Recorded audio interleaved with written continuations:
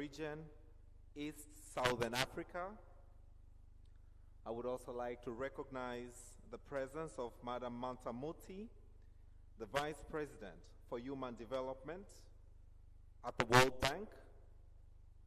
I would also like to recognize the presence of Honorable Engineer Zena Said, the Secretary of the Revolutionary Council and the Chief Secretary of Zanzibar. I would also like to recognize the presence of Honorable Dr. Peter Mathuki, the Secretary General of the East Africa Community. In a very special way, I would like to recognize the presence of Ambassador Tordeda Ratebaye from the Africa Union Commission, Deputy Chief of Staff, who is representing the Chairman of the Africa Union Commission. In a very special way, I would like also to recognize the presence of Graca Machel, the former First Lady of the Republic of South Africa. Honorable Ministers present, Honorable Permanent Secretaries present, Excellencies, Ambassadors, High Commissioners, and heads of international organizations accredited to Tanzania, distinguished participants, members of the press, ladies and gentlemen, good morning. I would like to welcome you all to the Africa Human Capital Head of State Summit, which is taking place here in Dar es Salaam, Tanzania, at the JNICC. Can we put our hands together, recognizing all the efforts that have been put together to organizing this great summit. I would now like to invite to the podium for the welcoming remarks the Minister for Finance of the United Republic of Tanzania, Honorable Dr. Mwigulu Lameck Nchemba. Can we put our hands together as he comes to the podium?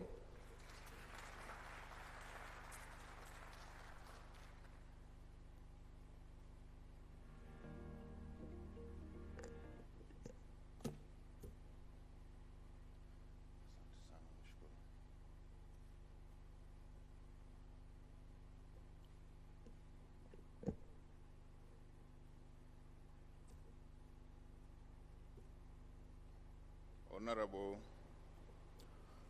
Dr. Philip Mpango, the Vice President, United Republic of Tanzania, Honorable Madam Victoria Kwakwa, the Vice President of the World Bank Group, responsible for the Eastern and South, my brother, Minister for Finance and Deputy Prime Minister from Cape Verde, Madam, the Vice President responsible for Human Capital, the World Bank Group. Allow me on the outset to thank the Almighty God for allowing us to gather here today, which demonstrates the support on human capital development agenda in our continent. Allow me also to thank the World Bank Group, both from Washington and Dar es Salaam office, for their tireless support to the Minister of Finance since the inception, launching, and today's main event. Honorable Vice President, surely it has been a fruitful and notable process to organize and prepare the Africa Head of State Human Capital Summit, while advancing into a global agenda to accelerate investments in human capital as a response to overlapping crises. On behalf of the government of Tanzania and on behalf of our ministry, allow me to extend our sincere gratitude for the support not only in organizing this event, but also with a wide range of development interventions that the World Bank has been supporting to our country. As I stand before you, allow me to share some remarkable steps that has been made in accelerating human capital outcomes in Tanzania. Our nation's commitment to investing in our people has been strong, and the results have been achieved as a testimony to collective efforts that the government has been doing. Honorable Vice President, my colleagues, ministers, ladies and gentlemen, the first and foremost, we have prioritized education as a fundamental pillar for human capital development. Under the banner of our Quality Education for All program, we have undertaken comprehensive measures to improve access, enhance quality, and ensure the relevance of education across the country. In collaboration with various stakeholders, we have made significant investment in infrastructure development, that is construction of classrooms, administration blocks, and education policy reforms. These efforts have yielded positive outcomes, empowering our youth with the knowledge and the skills necessary to thrive in an ever-evolving world. Honorable Vice President, Your Excellency Vice President, honorable ministers, ladies and gentlemen, recognizing the importance of equipping our youth with practical skills, we strongly emphasize on strengthening technical and vocational training by foregoing strategic partnerships with the private sector. We have aligned technical and vocational education and training programs with the need of industries, creating and integrating pathway from education to employment. Currently, we are designing programs that will prepare graduates to all levels, even dropouts, to seize opportunities and contribute meaningfully to the workforce. Your Excellency, Vice President, ladies and gentlemen, in the year 2016, the government introduced a free basic education policy making, marking a pre-primary, primary, and lower secondary education, free waiving all the registration exam fees. The policy has attributed to an immediate increase in enrollment by over 38%. In pre-primary enrollment and over 44% in Form 1, and it has also contributed to improving access to education, rapid pace, and improving access for girls. And recently, the government, under her leadership of Dr. Samia Suluhu Hassan, the President of the United Republic of Tanzania, has included a fee-free at advanced level secondary education to provide more opportunities to youth and accessing advanced education.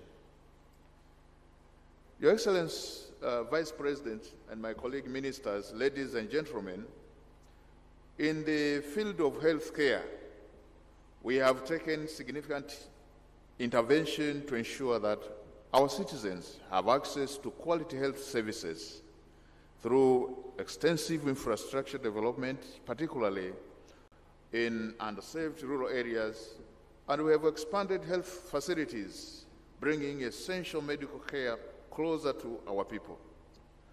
As of now, we have in operation 217 government hospitals, which include the national, regional, referral hospitals, designated district and specialized hospitals, and also we have 725 dispensaries and 5,719 health centers nationwide. Simultaneously, we have continued to invest in enhancing the capacity of our health workforce through comprehensive training programs and incentives to attract and retain skilled professionals. As a result, our nation's healthcare system has become more resilient and responsive to the needs of our population. Your Excellency, Vice Presidents, my colleague ministers, ladies and gentlemen, Tanzania continues to curb poverty and income inequalities through implementation of various programs, such as Perspective of Social Safety Net, that is PSSN, as part of the strategy. The program intends to improve social services delivery, capacity enhancement for communities, rehabilitation of healthcare facilities, schools, and other small-scale infrastructure. The program has resulted in successfully improving human capital outcomes among the poor. And the rapid expansion of safety nets is all countrywide. As mentioned earlier, none of these achievements would have been possible without our international and national development partners' unwavering support and collaboration. Their financial assistance and technical expertise have played a vital role in enhancing the effectiveness and impact of our human capital initiative. Together, through joint monitoring and evaluation frameworks, we have ensured accountability and measured the true impact of collective efforts. Furthermore, we have embraced the power of knowledge exchange, learning opportunities, and others. By actively engaging with countries that have successfully implemented human capital development strategies, we have fostered a culture of sharing best practices and lessons learned. The cross-pollination of ideas and experiences has accelerated our progress and allowed us to avoid potential pitfalls. Tanzania is proud of having accelerated human capital outcomes through our steadfast commitment to education and healthcare. We remain dedicated to the cause, knowing that the journey toward fully harnessing the potential of our people is a going process, and we invite other nations to learn from the experience, collaborate with us, and join hands in building a bright future where human capital serves the bedrock of sustainable development. We believe that this summit will be a catalyst for transformative change in Africa's pursuit of human capital development. And lastly, it is a great honor and indeed to welcome the Vice President of the United Republic of Tanzania, who is here with us today. His Excellency Dr. Philip Isdori Mpango, to deliver his opening remarks. I thank you very much, Your Excellency Vice President. Thank you very much.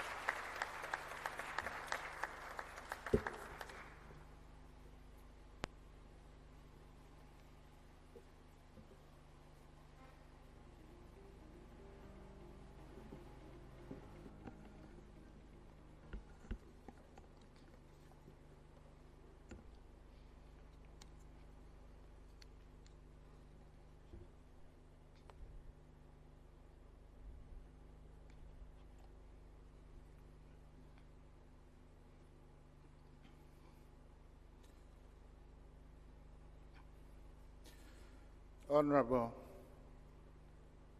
Dr. Mwigulu Lameck Nchemba, Minister of Finance, United Republic of Tanzania, Honorable Engineer Zena Said, Secretary of the Revolutionary Council and Chief Secretary of Zanzibar, Madam Victoria Kwakwa, Vice President of the World Bank East and Southern African Region, Madam Mamta Murithi, the Vice President of the World Bank for Human Development, Ambassador Todeta Rotabea, African Union Commission Deputy Chief of Staff, representing the Chairman of the African Union Commission, Honorable Ministers present, Permanent Secretaries, Excellencies, Ambassadors, High Commissioners, and heads of international organizations, accredited to Tanzania, distinguished participants, ladies and gentlemen, good morning. It is with great pleasure and honor that I join you to officiate the opening of the technical session of the 2023 Heads of State Summit on Human Capital. On behalf of Her Excellency, Dr. Samia Suluhu Hassan, the President of the United Republic of Tanzania, I wish to welcome you to Dar es Salaam and to Tanzania in general. Karibuni sana. Tanzania is greatly honored to host this important summit, and it is our sincere hope that you will have had a pleasant stay so far, and please feel at home. Allow me to thank the World Bank for partnering with Tanzania and other African states to convene this summit.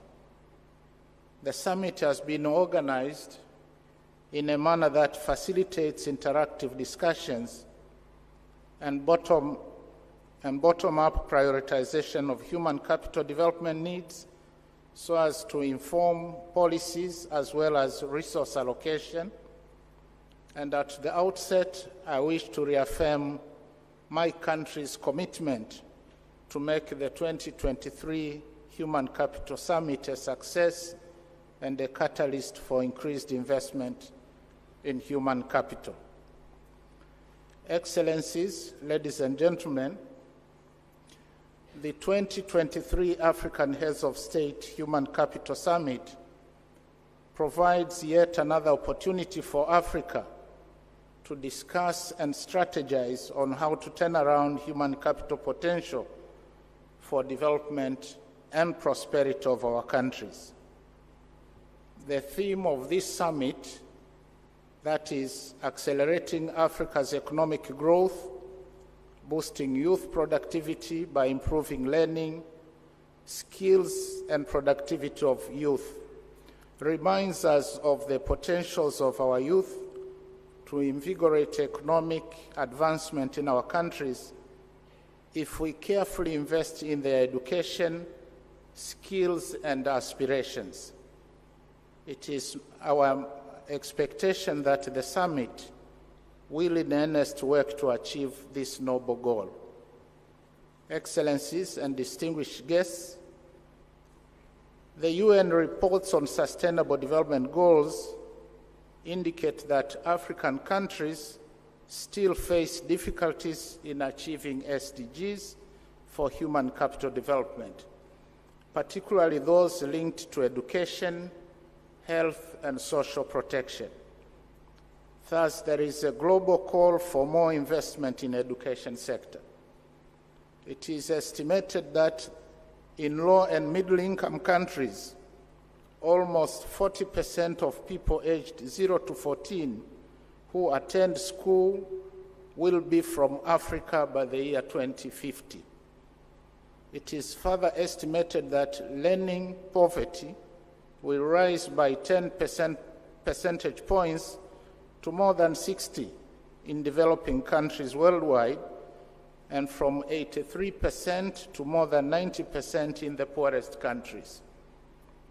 This therefore calls for prompt actions to address potential demographic concerns by making smart investments in our people's health as well as high-quality education that equips our youth with the required knowledge and skills for our country's economic success. Excellencies, development success stories across the globe have demonstrated that productivity, economic transformation, and well-being of a country hinge on accumulation of a critical mass of productive human capital endowment. While African countries have continued to register a windfall in population growth averaging 2.4% per annum, the average human capital index score for the continent of around 0.4 is still quite low to realize transformative value addition per worker. To make things worse, the COVID-19 pandemic, global conflicts, as well as adverse effects of climate change have led to unprecedented disruptions of programs on human capital development and labor productivity in Africa.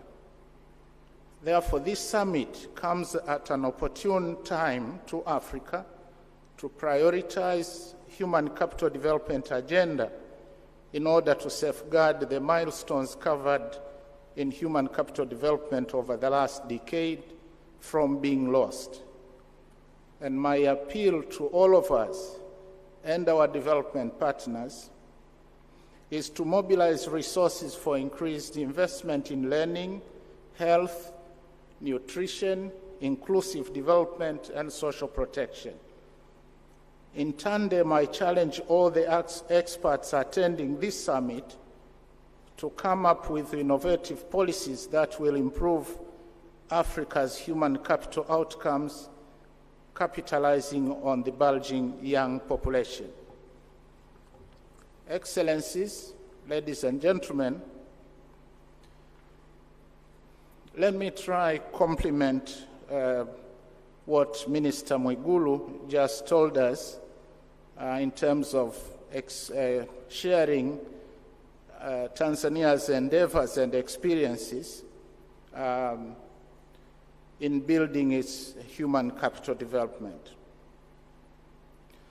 So, we have scaled up financing for education from 17.9% in 2019-2020 to 18.9% in 2021-2022 of the total budget. That means we are approaching the 20% agreed for 2030. The budgets for health and agriculture have also increased significantly.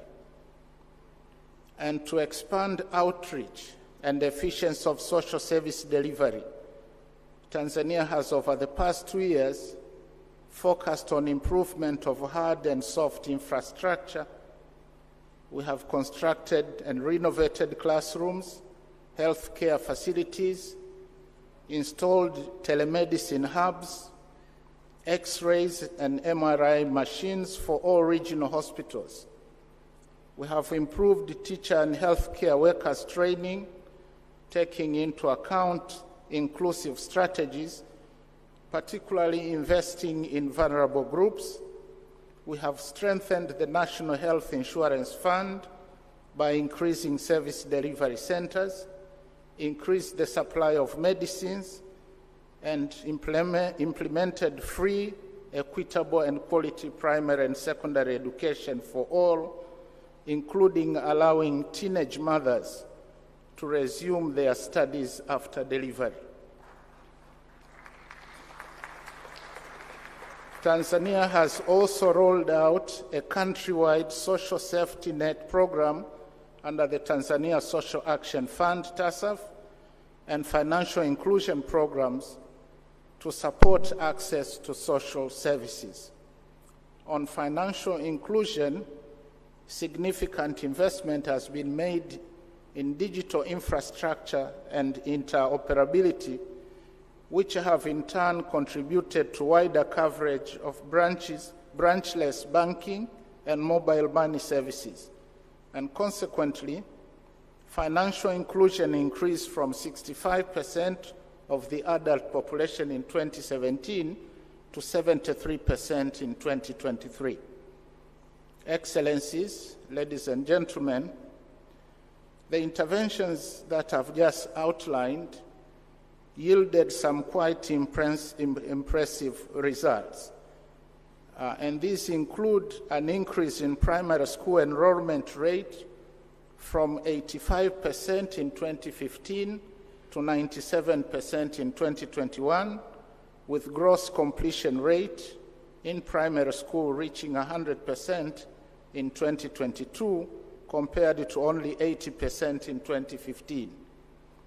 The other notable achievements include attainment of gender parity, ratio of 1:1, a standard number of 40 to 50 pupils in a classroom, technical and vocational training centers built in 30 out of the 31 regions in the country, and the number of fully fledged universities and university colleges increased from 1 in 1961 to 52 this year, 2023, and integrated digital technology in the education system, involving distribution of tablets to school teachers to facilitate digital education and institution of online school registration system. With regard to the health sector, infant and under 5 mortality declined from 67 deaths per 1,000 live births in 2015 to 43 per 1,000 live births in 2022. The number of persons with health insurance cover increased by 30% from 3.5 million in 2016 to nearly 5 million in 2021. Health facilities have a score set of essential medicines available and affordable on a sustainable basis, increased to 78% in 2022 compared to a mere 1% in 2015. On HIV/AIDS, Tanzania is now attaining epidemic control and achieving fast track and 99 to 99 targets. Currently, 89.7% of people living with HIV know their status, of which 99% of them are on ARVs and 96% of them have suppressed HIV viral load to an undetectable level. And consequently, life expectancy in Tanzania increased from 60 years in 2010 to 66 years in 2022. Other milestones worth noting include improved food security, which reversed in trends in all forms of malnutrition for children. The prevalence of stunted growth declined from 34% to 30% for the period between 2015 and 2022. The health of women of reproductive age, which is 15 to 49 years, also improved over the period, with prevalence of anemia falling from 44.8% in 2015 to 28.8% in 2022. The proportion of the population covered by social protection reached 25% in 2022 compared to 9% in 2015. The Productive Social Safety Net program is now a global best practice, having expanded to cover all rural households in the country. And furthermore, evidence from an impact evaluation of the Productive Social Safety Net on youth well-being and the transition to adulthood across the poor households suggests that the program has successfully improved human capital for beneficiary poor households and improved access to education and health services, as well as skills for the target group. Excellencies, ladies and gentlemen, in order to consolidate the gains, first, Tanzania is currently reviewing the Education and Training Policy of 2014, Education Act, and curricula. And the review aims at improving the education system to cater for talent development, hands-on skills, building competencies, positive thinking, and acquaint graduates with cutting-edge technology. The review is further expected to increase youth productivity, competitiveness in labor market, as well as preparing graduates to become job creators and not job seekers. Second, we are embarking on extended extending technical and vocational training centers to cover all the 184 districts in the country. And thirdly, efforts are also being directed at embracing learning, digital revolution, and scaling up social service delivery and rural electrification to reach out to all the villages. And similarly, we are expanding ICT infrastructure development, taking advantage of a rapid digital uptake in the country, which is evidenced by an increase in the population, in the proportion of adult individuals using internet from 36.5% in 2015 to 49% in 2021. Excellencies, ladies and gentlemen, as I conclude, allow me to throw a few thoughts that I find to be necessary for unlocking human capital potential in our continent. First, given the limited fiscal space of most African countries, I am of the view that regional and multilateral financial institutions need to do more to devise innovative financing solutions in support of Africa's drive